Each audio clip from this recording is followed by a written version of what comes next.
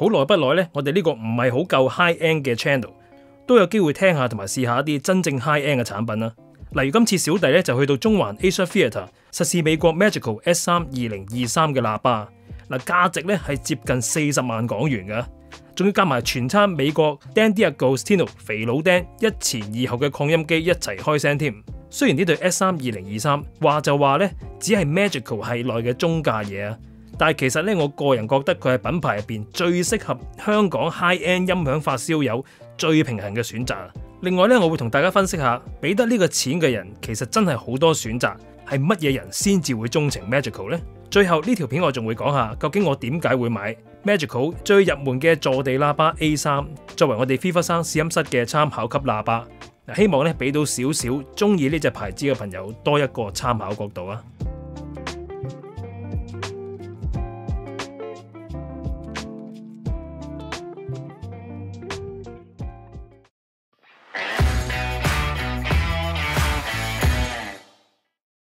今日咧就喺中環 Asia Theatre 嘅讀氣室呢個試音室裏邊就試一套真正 high end 嘅產品啦。咁喇叭咧就係呢個主角，就係 Magical 美國 Magical 嘅 S3 Mark III 3路4單元嘅坐地喇叭密封箱啊。覺得我哋拍啲片都幾好睇咧，咁啊不妨俾翻個 like 啊，或者考慮下訂閱我哋嘅頻道。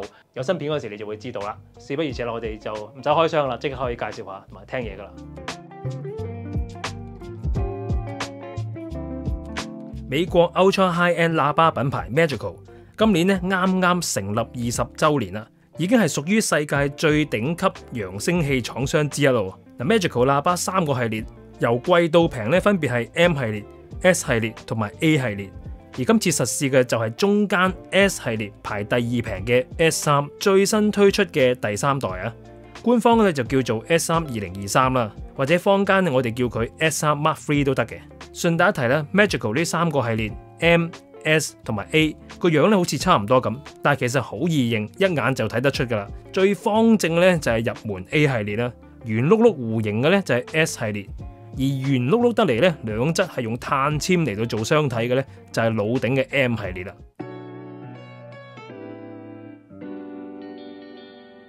咁啊講翻 S3 2023啦，同前作相比咧最大嘅分別就係雙體深咗，由30 cm 去到43.2 cm。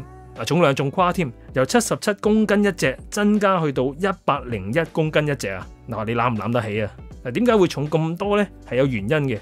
Magical 嘅創辦人兼設計師 Alan Wolf， 佢設計嘅喇叭嘅理念咧就係要做到最忠實還原聲音嘅喇叭，而唔係做啱佢口味嘅喇叭。呢句說話唔係淨係口號嚟嘅，大家都見到佢嘅喇叭近年全部用晒金屬雙體啊，目的咧正正就係想消滅造成陰染嘅雙聲。喇叭響大音壓運作嗰陣時咧，雙體承受嘅壓力係非常之大嘅，甚至係大到足以影響單元運作噶。咁所以 S3 2023鋁金屬機身咧係用4組厚度由半寸去到2寸不等嘅獨立鋁合金，前闊後窄咁樣嘅設計嘅。喇叭嘅頂部咧亦都係做咗斜度嘅，除咗金屬雙體可以承受更加之大嘅聲箱壓力之外，咁樣設計嘅形狀咧亦都可以減少箱內駐波同埋箱身嘅繞射。再加埋喇叭雙體入邊特製嘅金屬支架加固，同埋特厚嘅鋁金屬底座咧，令到成個喇叭喺運作嗰陣時咧，可謂係定過抬油啊！不過咁樣都仲未夠啊，因為就算做到咁重型都好啦，其實你都仲未知道喇叭真正播放聲音嘅時候嘅情況係點啊，所以冇辦法因應實際需要咧作出設計上面嘅改動。於是 Magical 就喺近年購入咗2套都幾昂貴嘅測試器材，去幫手用更加科學嘅方法設計佢哋心目中完美嘅喇叭。咁包括今次我實試嘅呢一隻 S3 2023啊。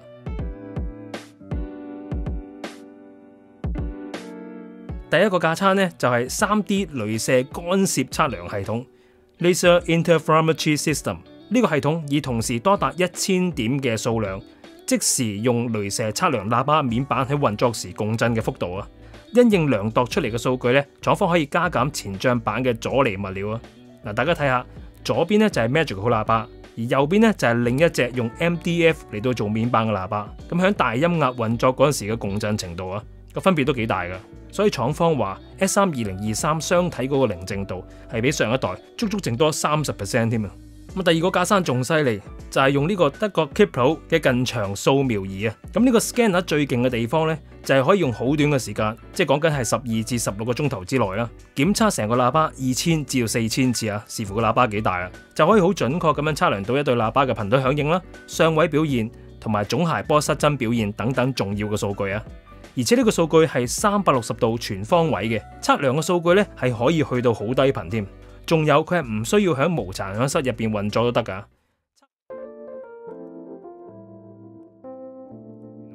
咁講下單元啦，整體嘅單元技術咧都係由老頂 M 系列下放落嚟㗎。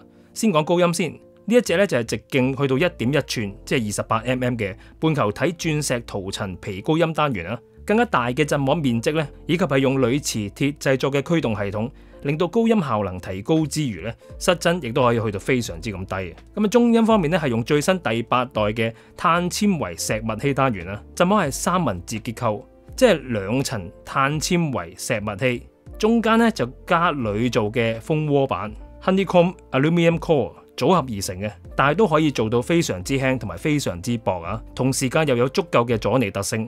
咁單元直徑咧就係5寸，再加埋短音圈結構同埋2組倒圓式嘅重型鋁磁鐵組合而成嘅驅動系統咧，令到成個磁場表現更加穩定，單元效能提高啊。咁至於2隻9寸低音單元咧，基本上設計都係同中音單元相同啦，但係為咗要令到低音效能提高咧，加入名為 Graphene Nanotech 嘅錐體強化技術啊，再加上石墨烯呢種物料本身抗拉嘅強度係高過碳鋼成50倍咁多，所以振膜係更加之堅固啊。單元設計再用埋由鈦線翹出嚟嘅5寸音圈同埋鋁磁鐵驅動系統啦，單元嘅線性衝程咧係有成半寸咁犀利，可以喺1米距離播放50 Hz 嗰陣時去到112 dB 都近乎冇失真啊。咁睇睇喇叭規格啦。喇叭咧係單線設計 single wire 3路4單元密封雙體啊，頻率響應24 Hz 去到50 kHz， 靈敏度係88 dB， 平均阻抗咧就係4ohms，咁啊尺寸咧就如圖所示啦，重量101公斤。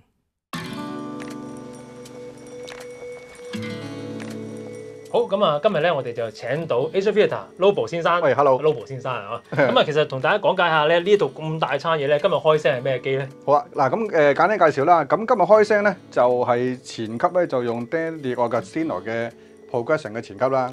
咁後級咧就用翻都係 Progression 嘅系列。咁呢度就叫做 M600呢隊 Monopolar 嘅一隊。咁咧就用Magical 嘅 S3，呢隊係 Mark III 嘅，就全新嘅呢隊。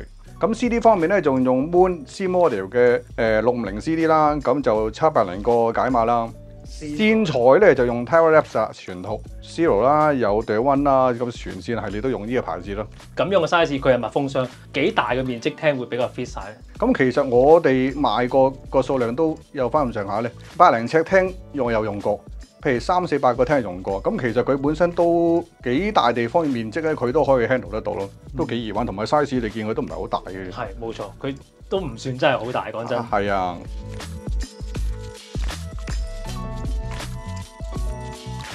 以下咧就係錄音嘅部分啦，不過咧同其他我哋唔係響試音室錄音嘅片一樣啦，我哋出街咧係會用一套比較輕巧嘅收音咪嚟到去錄嘅，所以出嚟嘅錄音效果係會比響試音室錄出嚟咧打咗折扣啊。It winds from Chicago to LA. Now you go through St. Louis and Joplin, Missouri, and Oklahoma City looks mighty pretty. Flashback to warm nights, home was left behind.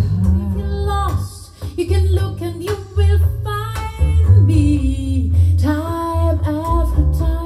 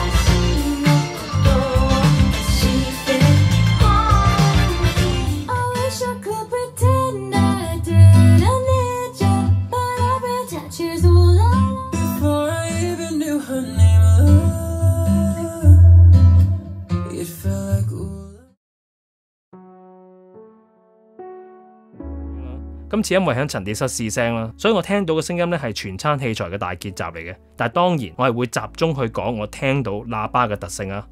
嗱，首先第一樣我要講嘅咧就係佢聲場嘅重現啦，特別係聽緊古典大爆棚嗰陣時咧，聲場係比間房大成2圈啊，好似你坐喺演奏廳最佳位置聽緊音樂咁樣。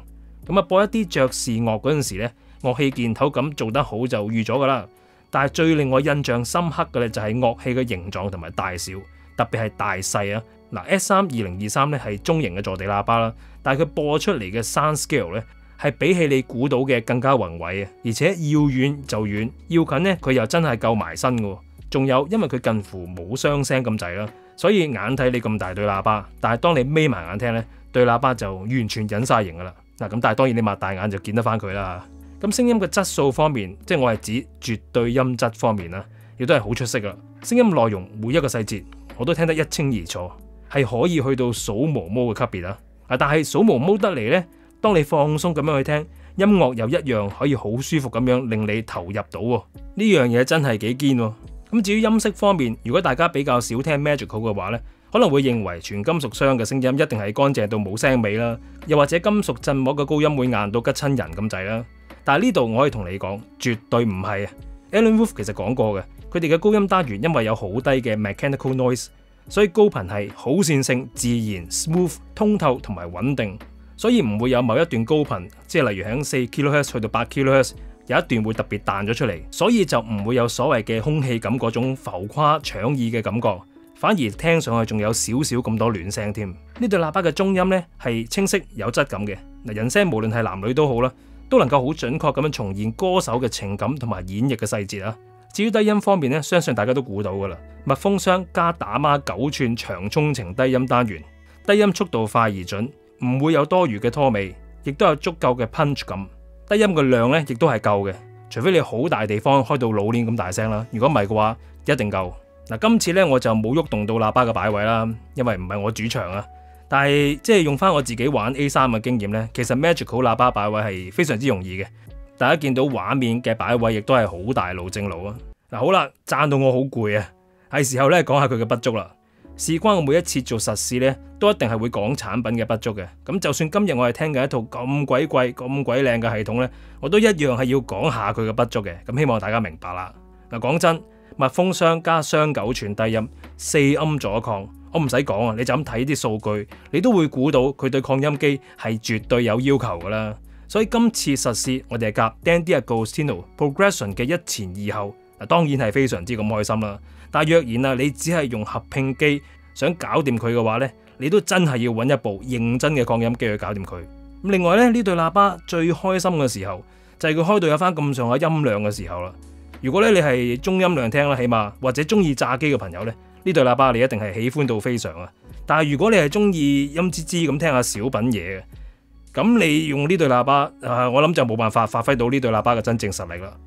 嗱，最後就係佢嘅整體表現呢，其實都係有少少似一對監聽喇叭啦，近乎冇音色咁滯噶啦，冇特別嘅調聲，而係真係好忠實咁樣還原聲音啊。但係可能唔係太啱啲中意重口味嘅用家。嗱，我唔會話中意重口味嘅人呢唔識聽嘢啊咁樣嗰啲，因為呢個係口味嚟嘅啫。但係好老實，識得欣賞平衡之道嘅發燒友，其實係真係需要對音響有更深嘅體會，先至可以做到呢個水平嘅。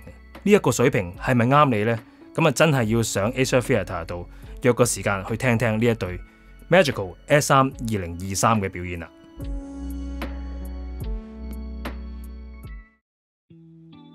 咁我想問下大家，你哋覺得買呢個坐地喇叭情願難推啲，或者對擴音機嘅要求啲，都一定要用密封箱？定係其實你覺得而家低音反射孔設計嘅喇叭個技術都已經好成熟，係可以玩下低音反射孔都得？你中意密封箱定係低音反射孔呢？不妨留言同大家講下你嘅睇法啦。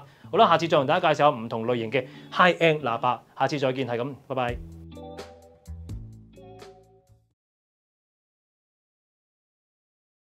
好啦，大家睇到呢度呢都仲未走。咁就嚟到我要講點解我要買 A3 咯，因為其實我呢幾年咧試過 A1 同埋 A3，咁又喺 showroom 同埋音響展都聽過幾次 Magical 高級喇叭嘅表演啦。其實咧佢係真係有啲似 Studio Monitor 嘅，而且咧我個人不嬲都比較中意密封箱嘅喇叭啦。